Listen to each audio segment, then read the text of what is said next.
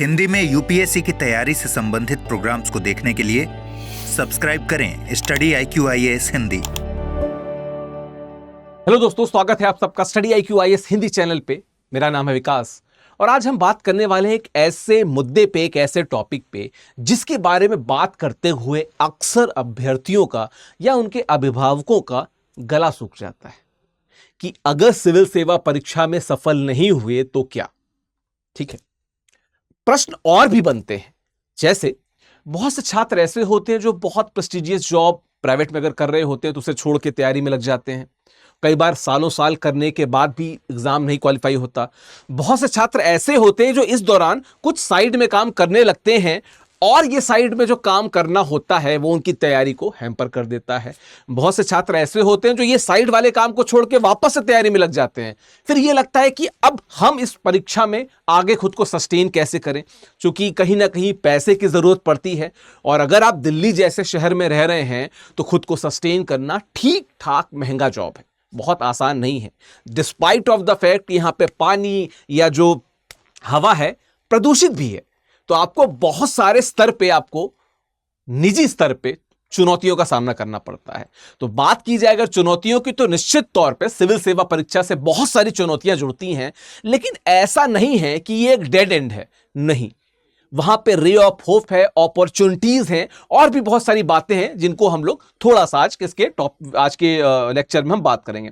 इसके पहले मैं बताते चलूं कि स्टडी IQ IAS में हिंदी के जो ऑनलाइन बैचेस हैं 28 मई से कक्षाएं शुरू हो रही हैं। मैं इधर से हट जाऊं तो क्लियर आपको दिखेगा, ठीक है। और मात्र 27,999 में आपको ये बैच मिल जाएगा। शाम 6 बजे का ये बैच है, पहली बात। दूसरी बात, अगर आप ऑफलाइन में पढ़ाई करना चाहते हैं और सिविल सेवा परीक्षा को आगामी वर्ष में यानी 2025 में या 26 में क्रैक करना चाहते हैं तो ये आपके पास गोल्डन अपॉर्चुनिटी है, ठीक है। जो हमारा सुपर 100 का बैच है, इंग्लिश बैच है, जो हमारे करोल बाग के ऑफलाइन सेंटर में शुरू हो रहा है, अगर आप उससे जुड़ना चाहते हैं तो उसकी फीस है 99,999, ठीक है। अगर आप इसके फीचर्स को देखें तो फीचर्स के हिसाब से ये फीस बहुत कम है। मैं आपको बता दूं कि जब टारगेटेड और जिसे कहते हैं फोकस्ड प्रिपरेशन की बात आती है तो स्टडी IQ के सामने कोई संस्था नहीं रहती। खास बात अगर बताऊं तो वे फैकल्टी जो सदा से, वर्षों से स्टडी IQ के साथ स्तंभ बन के रहे, वे फैकल्टी आपको यहां पे प्रिपरेशन कराएंगे सिविल सेवा परीक्षा की। और न सिर्फ प्रिपरेशन कराएंगे बल्कि इस बात को मुकम्मल करेंगे कि एक अभ्यर्थी के तौर पे आप सिविल सेवा परीक्षा को क्रैक कर सकें, ठीक है। तो आप इन बैचों से जुड़ सकते हैं। हमारा जो इंग्लिश बैच है 27 बैच की कक्षाएं शुरू हो रही हैं। जो हमारा ऑनलाइन इंग्लिश जो हिंदी का बैच है, जो P2I फाउंडेशन बैच है, जो हमारा रेगुलर बैच शुरू होता रहता है, वो बैच 28 मई से शुरू हो रहा है, जिसमें लगातार एडमिशंस जारी हैं। अगर आप विकास लाइव कोड का प्रयोग करेंगे, इसको थोड़ा सा पतला कर देता हूं, ठीक है। अगर आप एक मिनट गई, अगर आप VIKAS विकास और बिना स्पेस के LIVE विकास लाइव कोड का प्रयोग करेंगे तो इसमें भी और इसमें भी, दोनों ही कोर्सेज में आपको, यहां पे देखिए मेरा कोड यहां पे लिखा भी हुआ है रेड कलर में, यहां पे दिख रहा होगा, दोनों ही कोर्सेज में आपको अधिकतम छूट प्राप्त होगी, ठीक है। तो अगर आपका सपना है सिविल सेवा परीक्षा को क्रैक करना तो आपके पास ऑनलाइन और ऑफलाइन दोनों माध्यम अवेलेबल हैं स्टडी IQ के प्लेटफॉर्म पे।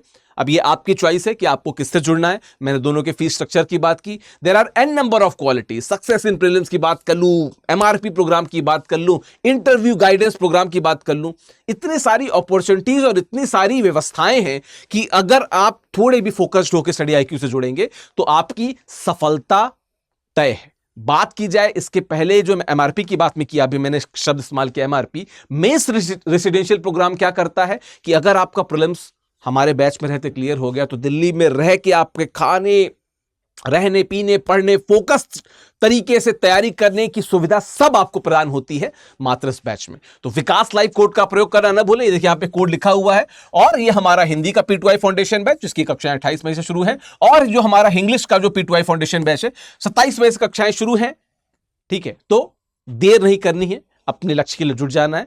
बात करते हैं हम अपने पॉइंट की, जो हम बात कर रहे थे, डर के आगे जीत है, ठीक है।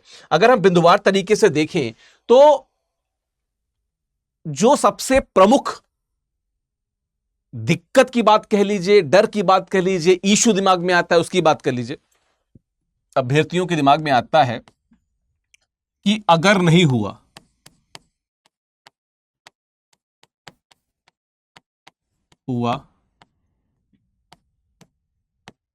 तो क्या।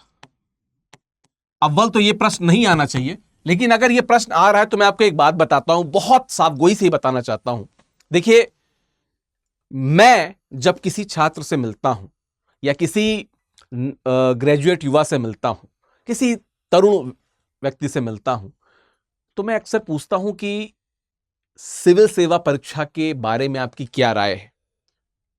उनकी राय को सुनने के बाद मैं एक चीज जरूर बोलता हूं कि यद्यपि आप किसी और फील्ड में इंटरेस्टेड हो, एक बार सिविल सेवा परीक्षा से जुड़े जो सब्जेक्ट्स हैं ना, उनको पढ़ने की कोशिश जरूर कीजिएगा। क्योंकि जब आप सिविल सेवा परीक्षा के विषयों को पढ़ते हैं तो चाहे आप निजी क्षेत्र की बात कर लें, ठीक है, चाहे आप सार्वजनिक क्षेत्र की बात कर लें, आप सामाजिक स्फीयर की बात कर लें, ठीक है, आप आर्थिक स्फीयर की बात कर लें, ठीक है,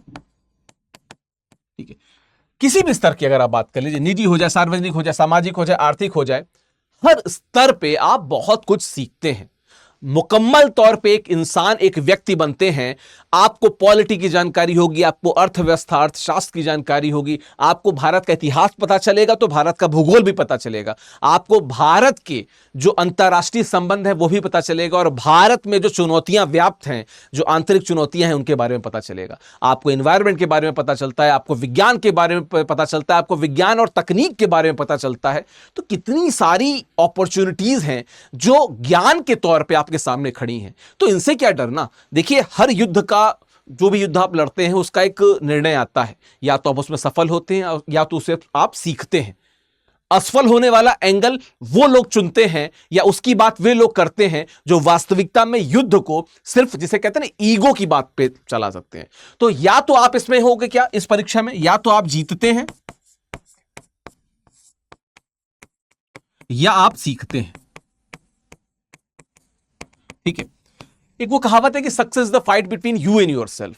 आप हर दिन, हर महीने या हर वर्ष खुद में क्या सुधार लेके आ रहे हैं, यह तय करता है कि आप जिंदगी के पड़ाव में आगे कहां तक जाएंगे। जो रास्ते के पत्थर हैं उनको मील के पत्थर बनाने के लिए, रास्ते के पत्थरों को मील का पत्थर बनाने के लिए आप क्या एफर्ट लगा रहे हैं, बात उससे तय होती है। परीक्षा में फेल होना सामान्य बात है। अगर 10 लाख लोग फॉर्म भरते हैं तो 1000 लोग सेलेक्ट होते हैं। अगर आप परसेंटेज में निकालेंगे तो बहुत कम आएगा, नगण्य आएगा। मैक्सिमम लोग वो होते हैं जो असफल होते हैं, लेकिन फिर वो उठते हैं, खड़े होते हैं। वो कहते हैं उत्तिष्ठ प्राप्य जाग्य वरानी बोधत। उत्तिष्ठ यानी खड़े होते हैं, समझते हैं कि आगे क्या करना है, पुनः प्रयास करते हैं। हो सकता है पुनः असफल हो, लेकिन फिर प्रयास करते हैं और फिर कहीं ना कहीं सफल जरूर होते हैं। मेन बात क्या है कि हमें प्रयास करना चाहिए, हमें प्रयासों पे ध्यान देना चाहिए। हमें किस दिशा में, किस तरीके से और किस प्रकार के प्रयास करने हैं, इसके प्रति हमें क्लियर, हमारा विजन क्लियर होना चाहिए। दूरदृष्टि अगर हमारी नहीं सही है तो उस पर फोकस करना चाहिए। हम नॉर्मली अपनी आंखों पे विभिन्न प्रकार के चश्मे लगाते हैं, लेंसेज लगाते हैं, पर वास्तविकता में जिंदगी को देखने और समझने के लिए जिस लेंस की जरूरत पड़ती है, उस लेंस को लगाना भूल जाते हैं, ठीक है। तो पहली बात तो कि अगर एग्जाम में नहीं हुआ तो आपको इतना ज्ञान मिलेगा कि उस ज्ञान का प्रयोग आप बहुत तरीके से कर सकते हैं। इनडायरेक्टली मैं बोलूं तो ये एक ट्रेजर है, ये एक आप कह सकते हैं कि उस प्रकार का गुण है जो आपको जब सच्चे अर्थों में मिल जाता है तो आप विभिन्न क्षेत्रों में आपके दरवाजे भी खुल जाते हैं। हां, यह बात जरूर है कि आप उसको देखते कैसे हैं। अगर आप अपनी जानकारी को सिर्फ एक एग्जाम, एक परीक्षा की तैयारी के लिए इस्तेमाल किया हुआ रॉ मटेरियल मानते हैं तो हो सकता है कि आप वो बात ना समझ पाए जो मैं कहना चाह रहा हूं। लेकिन अगर इस दौरान आपका जो प्राप्त ज्ञान है, इसको अपने जिंदगी में सगुण स्तर पे एक सुधार मानते हैं, अपनी जिंदगी का एक ट्रेजर मानते हैं, तो यकीन मानिए आप जिंदगी में उस जगह जरूर पहुंच जाएंगे जहां पे वास्तविकता में आपको होना चाहिए था। लेकिन आपको खुद पे लगातार मेहनत करती रहनी होगी। आपको सिविल सेवा परीक्षा से जुड़े सभी प्लस एंड माइनस को देख के आगे बढ़ना होगा। हां, बहुत ज्यादा जिसे कहते हैं कि सफलता की दर नहीं है, असफलता बहुत मिलती है, पर वो असफलता का मतलब ये नहीं है कि जिंदगी में आगे रास्ते नहीं खुलते हैं। ठीक है, जिंदगी में आगे रास्ते खुलते हैं। और जैसा कि इस टॉपिक का जो मेन लाइन था कि डर के आगे जीत है, बिल्कुल डर के आगे जीत है, लेकिन उस डर से जीतना आपको आना होगा। ठीक है, जब हम कहते हैं कि हम नहीं, जब कबीर कहते हैं कि कस्तूरी कुंडली बसे मृग ढूंढे वन माही, ऐसे घटघट राम है दुनिया देखे नहीं। आपके अंदर ही वो ज्ञान तत्व, वो सार तत्व मौजूद होता है जिसको आपको खुद से ही निचोड़ना होता है। आपको खुद को देखिए कि आप किस दिशा में अच्छा कर सकते हैं, कौन सी दिशा आपको करने के लिए बेहतर है। अगर सिविल सेवा परीक्षा में नहीं होता है तो क्या दिशा, अव्वल तो पहले सिविल सेवा परीक्षा के लिए जी जान से जुट जाइए और इस प्रकार के प्रश्नों को इग्नोर कीजिए। लेकिन अगर उसके बाद के प्रश्न आपको झकझोरते हैं तो आप इस बात पर ध्यान दीजिए कि वे कौन से क्वालिटीज हैं, वे कौन से गुण हैं जिनको आप सिविल सेवा परीक्षा के दौरान ग्रहण करते हैं और उनका प्रयोग किन दिशाओं में कर सकते हैं। उत्तर आपके अंदर है। इसका मोटिवेशन या उसका उत्तर किसी और के पास लेने जाएंगे तो वो अपने हिसाब से बताएगा, आपके हिसाब से नहीं।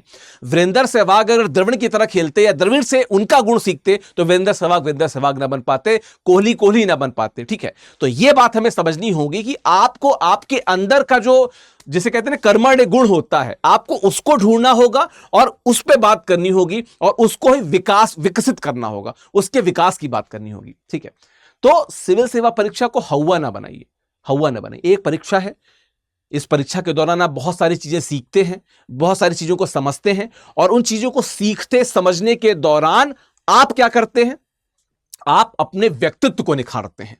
और जब आपका व्यक्तित्व निखरता है ना, जब उस व्यक्तित्व का विकास होता है तो बहुत से दरवाजे खुलते हैं, बहुत से आयाम खुलते हैं। ठीक है, सिविल सेवा परीक्षा में अगर नहीं हुआ तो बहुत से और आयाम हैं, बाकी जगह ट्राई कीजिए। आप शिक्षक बन सकते हैं, आप बहुत सारे मीडिया सेक्टर्स में जा सकते हैं, आप किताबों की दुनिया में जा सकते हैं, आप पब्लिकेशन में जा सकते हैं। ठीक है, बहुत से लोगों को लेखन पसंद होता है, लेखन में भी वो गद्य लेखन की बात करें, पद्य लेखन की बात करें, स्टोरी राइटिंग की बात करें, थिएटर राइटिंग की बात करें, बहुत सारी चीजें होती है, आप जा सकते हैं। There are ample opportunities after civil services. ठीक है, लेकिन पहली बात कि पहले तो इस प्रश्न की डर के आगे जीत है वाली जो बात मैं क्यों करना चाह रहा था, पहले तो इस प्रश्न से ही उभरिए कि आप जिसे कहते हैं ना कि shoot for the moon, even if you lose you land among the stars. Civil सेवा परीक्षा को मून चांद के समान समझिए कि एक तो बहुत सारे अटेम्प्ट होते हैं, आप कोशिश कीजिए कि अपने अटेम्प्ट्स में आप सिविल सेवा को क्रैक कर लीजिए। अगर नहीं कर पाते हैं तो you will be among stars, आप तारों के बीच में रहेंगे। अगर आपने सच्चे दिल से प्रिपरेशन की है, आपका ज्ञान आपसे कोई नहीं छीन सकता, आपका धन कोई आपसे छीन सकता है, लेकिन आपका ज्ञान, आपकी उपलब्धि आपसे कोई नहीं छीन सकता। उस पर अटल रहिए, उस पर फोकस रहिए और कोशिश ये कीजिए कि सिविल सेवा परीक्षा के दौरान जिन चीजों को आप सीख रहे हैं, समाज में उनकी क्या उपयोगिता है, उसको समझते चलिए, उसको समझते हुए और आगे बढ़िए। और कोशिश इस बात की कीजिए कि सिविल सेवा परीक्षा को साधन बनाइए। ठीक है, सिविल सेवा परीक्षा को साधन बनाइए उस साध्य तक पहुंचने का। ठीक है, सिविल सेवा परीक्षा को साधन बनाइए उस साध्य तक पहुंचने का जहां तक पहुंचने के लिए हमारे जो पुरखे थे, जो हमारे स्वतंत्रता संग्राम सेनानी थे, उन्होंने इस देश को आजाद करवाया। ठीक है, जब हम लोग हिंदी साहित्य में, आप हिंदी साहित्य कभी अगर पढ़ेंगे, अगर आपका वैकल्पिक विषय रहा तो उसमें आप आजादी के दौरान एक विधा पढ़ेंगे, एक धारा पढ़ेंगे, प्रयोगवाद की धारा। उस प्रयोगवाद की धारा में कवियों ने जैसे अपने कवि को, इवन ये प्रगतिवाद में बहुत ज्यादा देखा गया। ठीक है, जो उसके जस्ट पहले की थी 1936 से लेकर 1943 के दौरान जो प्रगतिवाद चला, कवियों ने अपनी कविता को साधन बनाया लोगों तक पहुंचने का। वैसे ही आप सिविल सेवा परीक्षा को साधन बनाइए, अपने व्यक्तित्व में निखार लाने का। ठीक है, और जब इस तरीके से आप प्रयास करेंगे तो कि अगर आप फोकस्ड हैं तो आप सफल जरूर होंगे, सिविल सेवा में नहीं तो किसी अलाइड सर्विस में या किसी स्टेट लेवल के पीसीएस एग्जाम में या किसी अन्य परीक्षा में। अगर वहां पे भी नहीं होते हैं तो फिर ऐसा नहीं कि दरवाजे बंद हो जाते हैं, दरवाजे फिर भी ओपन रहेंगे आपके लिए। बस आपको साधना करते रहनी होगी। किसकी? अपनी पुस्तकों की, अपने सिलेबस की, और सिविल सेवा परीक्षा से जुड़े हर अनुभव की। ठीक है, बाकी मैंने जैसा बताया कि अगर आप स्टडी IQ IAS से जुड़ना चाहते हैं तो हमारे ऑनलाइन बैच शुरू हैं और हमारे ऑफलाइन बैच भी शुरू हैं। 28 मई से शाम 6 बजे से कक्षाएं शुरू हैं। मात्र 27,999 में ये कोर्स आपको मिल जाएगा। विकास लाइव कोड का आपको प्रयोग करना है और हमारा जो ऑफलाइन बैच है, जो सुपर 100 बैच है, जो उन 100 बेस्ट छात्रों का चयन करेगा जो सिविल सेवा परीक्षा को क्रैक कर सके, उनका जो बैच है वो 27 मई से शुरू हो रहा है। तो अगर आपको लगता है कि सिविल सेवा परीक्षा वो परीक्षा है जिसको आप पाना चाहते हैं, जिसमें आप सफलता पाना चाहते हैं, तो आप देर ना कीजिए, studiiq.com विजिट करके इन कोर्सेज से जुड़ सकते हैं। बाकी स्टडी IQ IAS हिंदी देखने के लिए बहुत बहुत शुक्रिया। आपका दिन शुभ हो। धन्यवाद। हिंदी में यूपीएससी की तैयारी से संबंधित प्रोग्राम्स को देखने के लिए सब्सक्राइब करें स्टडी IQ IAS हिंदी।